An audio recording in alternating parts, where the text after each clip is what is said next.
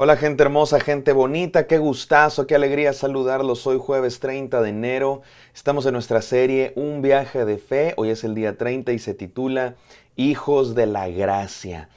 Finalmente llegamos a ese momento en el que Abraham y Sara tienen un hijo, que Dios les concede un hijo, y por supuesto que se trata de un milagrazo de Dios, no puede ser de otra manera. Eran unos ancianos que tuvieron un hijo, solamente el poder de Dios pudo haber hecho semejante cosa. Y antes de que continuemos estudiando la historia de Abraham, que de eso se trata esta serie, y a partir de mañana empezaremos a estudiar el final de la historia, que todavía vienen cosas bien interesantes. De hecho, todavía nos falta la parte más climática de esta historia, pero antes de continuar avanzando en esta historia, vale la pena que tomemos el devocional de hoy como una especie de pausa para reflexionar en el maravilloso poder y la maravillosa, asombrosa, sublime gracia de Dios, extraordinaria gracia de Dios sobre Abraham, que también es la gracia de Dios para con todos. Por eso le pusimos a este devocional Hijos de la Gracia, que no es invento mío, esto lo dice la Biblia. Hoy no vamos a leer Génesis, hoy vamos a ir al Nuevo Testamento, a Gálatas 4, del 22 al 28, y también un poco de Romanos 4 si nos da tiempo, y si no, como quiera está ahí en el fondo de lo que hoy Dios quiere decirnos y enseñarnos acerca de Isaac como el Hijo de la Gracia y de que nosotros también podemos ser hijos de la gracia de Dios. Vamos a orar. Gracias, Padre Santo, por tu gracia maravillosa, por tus promesas cumplidas sobre Abraham y Sara y sobre nuestra vida también. Háblanos, Padre Santo, te lo pedimos en nombre de Cristo Jesús. Amén. Amén, queridos hermanos. Vamos a Gálatas 4, 22 en adelante. Dice así: porque está escrito que Abraham tuvo dos hijos, uno de la sierva, o sea, de la esclava, y otro de la libre. Pero el hijo de la esclava nació según la carne, y el hijo de la libre por medio de la promesa. ¿A qué se refiere eso? Pues que el hijo que Abraham tuvo con Agar nació, digamos que pues naturalmente. Un hombre y una mujer tuvieron intimidad, se quedó embarazada la mujer y así nació Ismael. Y fue un intento de Abraham y Sara, porque también Sara participó, fue un intento de Abraham y Sara por tener hijos. Dios les había prometido hijos y no llegaba, le quisieron ayudar a Dios, se desesperaron. Y por eso dice el apóstol Pablo, mucho tiempo después, siglos después, está analizando esta historia, ahora después de Cristo, y dice que nos recuerda que Abraham tuvo dos hijos, uno que nació según la carne, por sus propias obras, digamos por su propio esfuerzo, por su propia ocurrencia, porque le querían ayudar a Dios, y el otro hijo, dice el apóstol Pablo, nació por medio de la promesa. Ese fue un milagro de Dios, 100%. Capítulo 24, versículo 24. Esto contiene una alegoría, una enseñanza, dice el apóstol Pablo. Aquí no hay un mensaje aquí, dice el apóstol Pablo. ¿Cuál es ese mensaje? Vamos a leer. Estas mujeres son dos pactos. Uno procede del monte Sinaí, que engendra hijos para ser esclavos. Este es Agar. Ahora bien, Agar es el monte Sinaí en Arabia y corresponde a la Jerusalén actual, porque ella está en esclavitud con sus hijos. ¿De qué está hablando el apóstol Pablo? ¿Qué significa esto? Bueno, me parece que es bastante claro, y por supuesto que podríamos profundizar mucho más, pero me parece que el mensaje básico es bastante sencillo de entender. Lo que está diciendo el apóstol Pablo es una comparación, se trata de una alegoría, por supuesto. Pablo está utilizando este ejemplo de Abraham y sus dos hijos para dar una verdad bíblica de lo que es la fe cristiana, el Evangelio de Cristo Jesús, y lo está haciendo inspirado por Dios, por supuesto, así es que esto es palabra de Dios. Y dice que Agar representa a ese pacto, el pacto del monte Sinaí, el pacto de la ley, un pacto basado en obras, un pacto que consiste en yo, ser humano, me esfuerzo por alcanzar la salvación. Yo, ser humano, me esfuerzo por alcanzar el amor de Dios, la plenitud, la felicidad. Que fue exactamente lo que hizo Abraham. Dice Abraham, pues Dios no me manda un hijo, pues yo lo voy a tener. Con mis propios esfuerzos voy a alcanzar la promesa.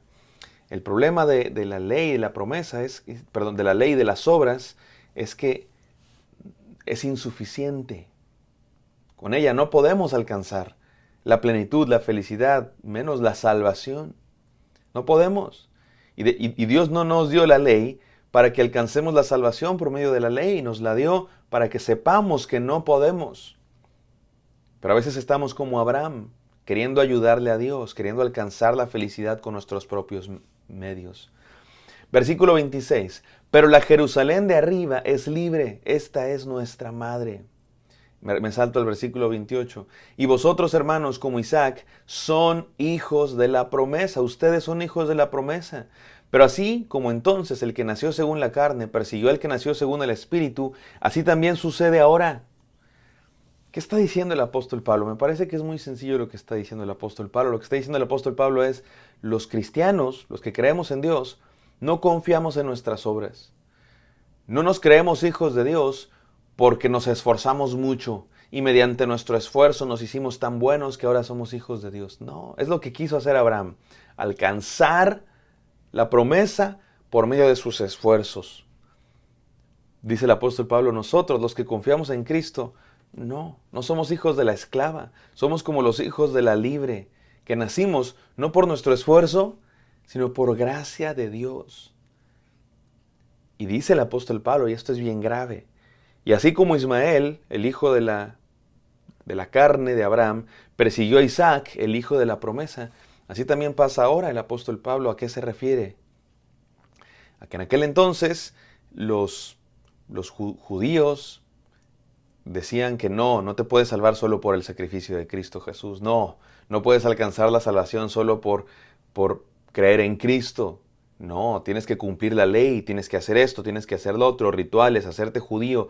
Y dice el apóstol Pablo, no es así. Si hiciéramos eso, seríamos hijos de esclavitud. Pero no somos hijos de esclavitud de la religión, somos hijos de gracia, somos hijos de libertad. Porque en Cristo Jesús hemos sido hechos libres. Por eso termina diciendo el versículo 31. Así que, hermanos, no somos hijos de la sierva, sino de la libre. ¿Qué nos enseña toda esta historia, mis amados hermanos? Que somos hijos de Dios, no por nuestra ascendencia. Que yo desciendo de Abraham o yo desciendo del no sé qué judío. Eso no te hace hijo de Dios. Eso no te hace pueblo de Dios. Descender de Abraham, lo dice Jesús muy claramente. Jesucristo dijo, yo puedo levantar hijos de Abraham aquí debajo de las piedras.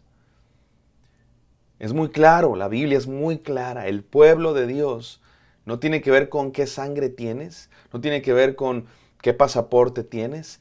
Ser hijo de Dios, ser del pueblo de Dios, tiene que ver con una sola cosa, y esto es creer en Cristo Jesús. Así dice su palabra. A los que creyeron en Jesús, a los que lo recibieron, les dio la posibilidad de ser hechos hijos de Dios.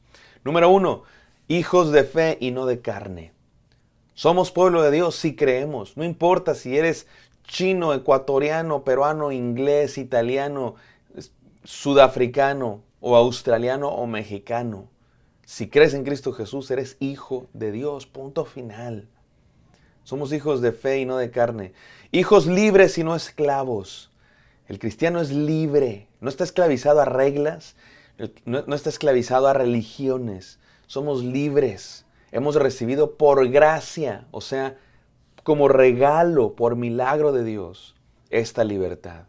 No nos esclavizamos a reglas, religiones, mandatos. Y por último, hijos herederos de las promesas.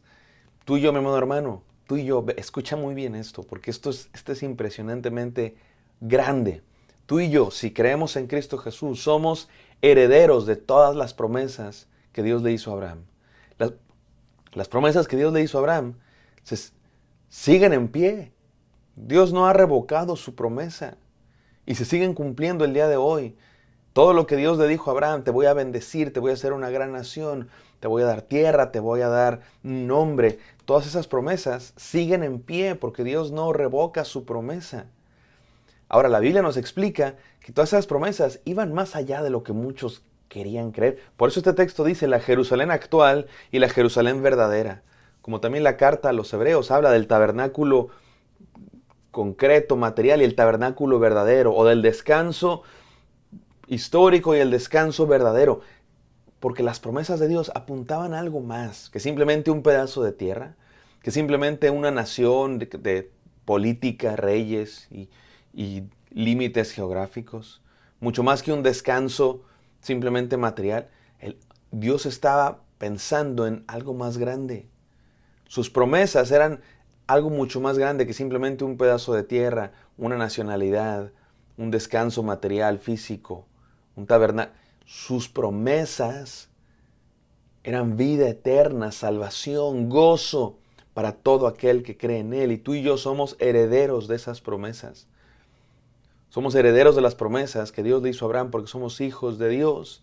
Somos, por decirlo de alguna manera, hijos de Abraham, no en la carne, sino en la fe. Somos herederos de todas las promesas de Dios. Tú, mi amado hermano, eres heredero. Eres el heredero. Más bien un heredero, porque el heredero, así con mayúscula, es Cristo Jesús. Y si creemos en Él, somos, dice su palabra, copartícipes. O sea, también herederos de sus promesas. ¿Qué cosa, mi amado hermano? ¿Qué cosa nos puede hacer falta si tenemos la herencia más grande? No la de los terrenos de la abuela, no la de los millones de no sé qué tío lejano. La promesa de vida eterna en Cristo Jesús, que Él promete a todos aquellos que creen. Somos hijos de la gracia, vivámoslo. Gracias, Padre Santo, por este devocional. Permítenos vivir en confianza, vivir en gratitud, vivir en entrega a ti por tu hermosa gracia. En el santo nombre de Cristo Jesús oramos. Amén. Amén, queridos. Espero que esto haya sido de bendición para ustedes. Me encantaría encontrarlos el día de mañana. Bendiciones.